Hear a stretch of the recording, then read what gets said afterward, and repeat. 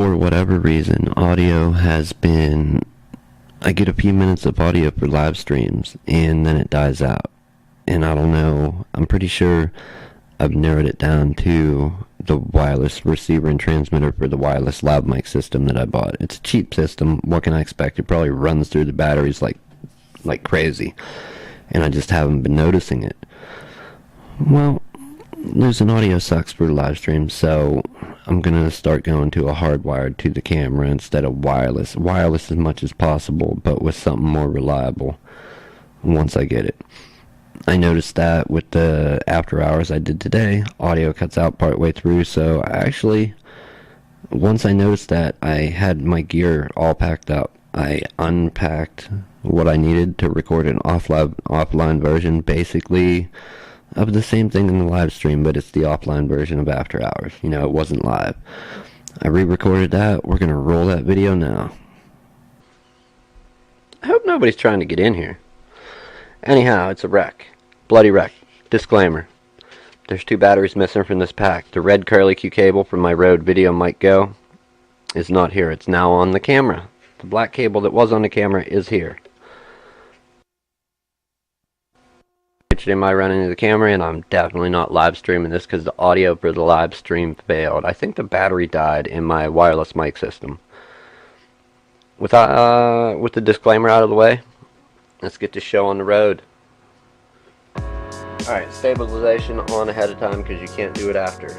We are running from this budget mic right here from Amazon, the newer NW700 condenser microphone with matching arm that comes with the XLR cable to XLR into the mixer on channel 1. That microphone runs from there. It runs out this channel back here, which is my FX send, down to the line in on the computer down there. Out of the headphone port on the computer, back up to stereo aux return, which is adjusted with this knob here. Here's your stereo aux return, left and then right.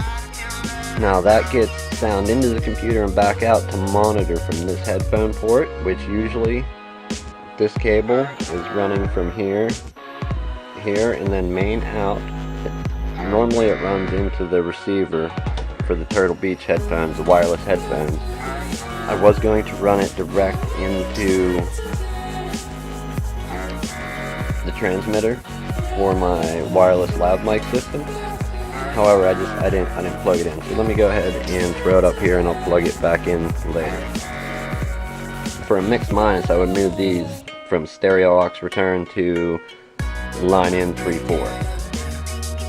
Why I have the headphones split is because with the phone's down button, which is the only way you're going to get audio to and from Skype.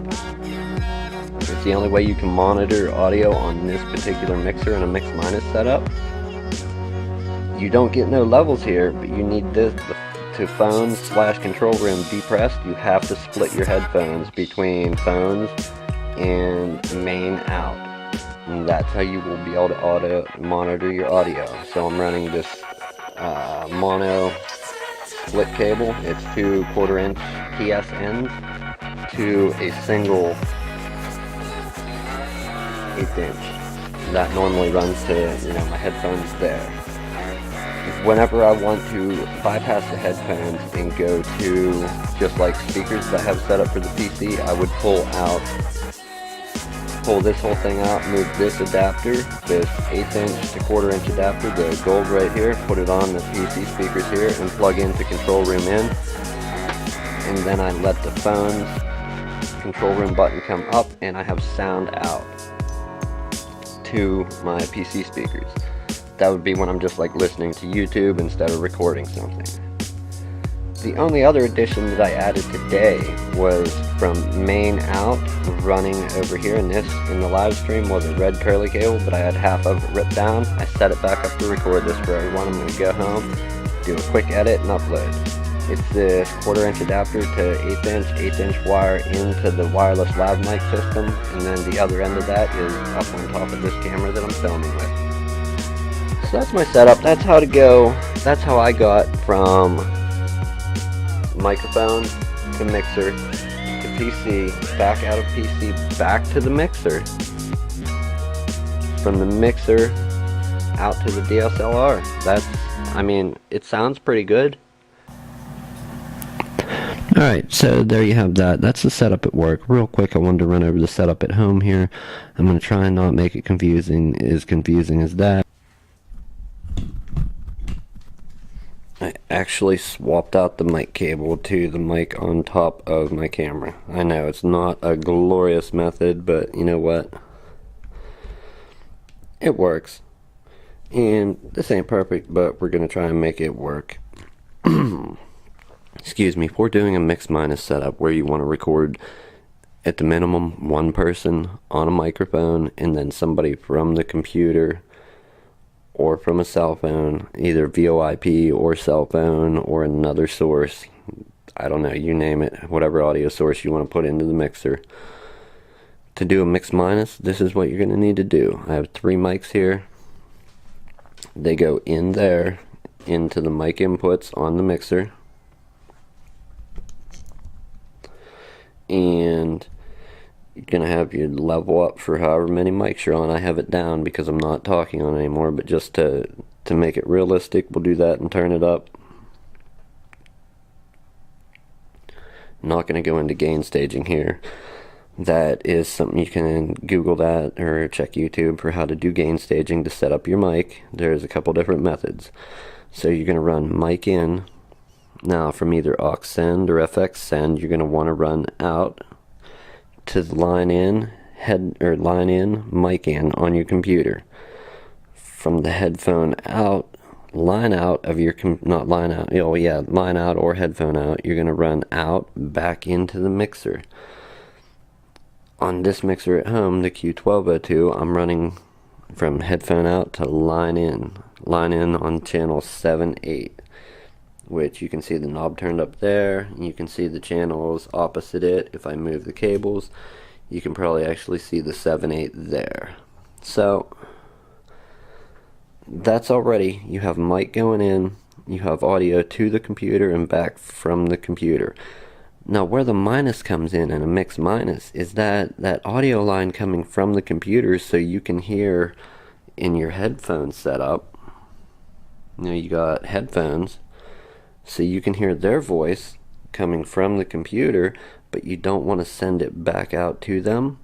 Whatever channel you have coming from the computer, you want to turn the FX down or aux down, the aux or FX. You're going to have that turned down, but you're going to want to have aux or FX turned up on whatever mic channels you want the person calling in on the computer to hear, or if it's a cell phone. So your FX or aux turned up, the line that they're on turned down, so you're getting a mix of all this audio minus your caller's voice.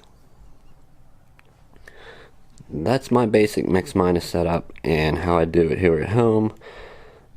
All the audio to and from the computer is handled with these analog audio cables, and then I don't record in Audition or Audacity with these signals here. I'm actually using the USB out of the back of the mixer.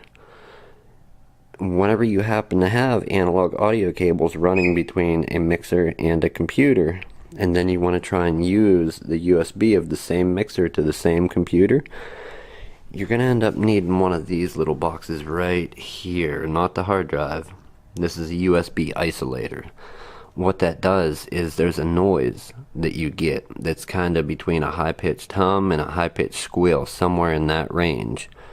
And what that is, I believe, is a USB ground loop. I'm not certain on that terminology, but believe me, once you get your analog audio cables from your mixer to your computer hooked up, then you plug in the USB and try to record it, you'll see exactly what I mean. So all the audio for Skype and the computer is handled with the cables, and then I'm recording on the same computer from the USB cable. Now, that USB isolator is essential. I was sitting in, just a little side note, sitting down having almost a 2-hour conversation. I believe it was an hour and 48 minutes with a friend of almost 20 years from high school. We did this setup the other night, so it was just 2 people on channel 1 and 2 mics, just sitting talking, and recorded into the computer Audacity without the USB, just over the cables. And you know what? There was some popping, like it was like a timed popping that showed up in the recording. Somewhere between the mixer and the computer, we were getting some kind of feedback, and the whole file that was recorded with Audacity on my laptop was unusable. However, when we recorded that, I actually, running from my phones out, it goes to a headphone amp, both myself and my friend's headphones, and then out of channel 4 on the headphone amp, I ran a 1/4 inch to 1/8 inch adapter, 1/8 inch wire, to my old iPod video with the Belkin TuneTalk stereo. This saved that whole conversation. No popping, no nothing. It was a completely clean audio signal that I had recorded. So it saved the little interview podcast, the little BS session that we sat down for, almost 2 hours. That saved our butts with that. And that's my basic Mix Minus setup. This mixer, $100. The Q802, $80. A little bit of differences. This one is not quite as limited as the $80 Behringer 802, but again, you get what you pay for. When you're buying budget equipment, it's going to have some limitations. Like, we don't have any aux send, but we do have FX send. If we go up in price to about $150, you will get your FX and your aux send, I believe. So, there you have it. Any questions, comments, leave them below. This is my, little mock-up home studio setup, podcasting, VoIP interview podcast, or whatever you want to call it. That's my home studio setup. I hope you guys liked it. Just wanted to share that. Questions, comments, I'll be happy to answer them, give you help where I can. Thanks for watching. At the very least, I hope I entertained you. Hope you learned something from this.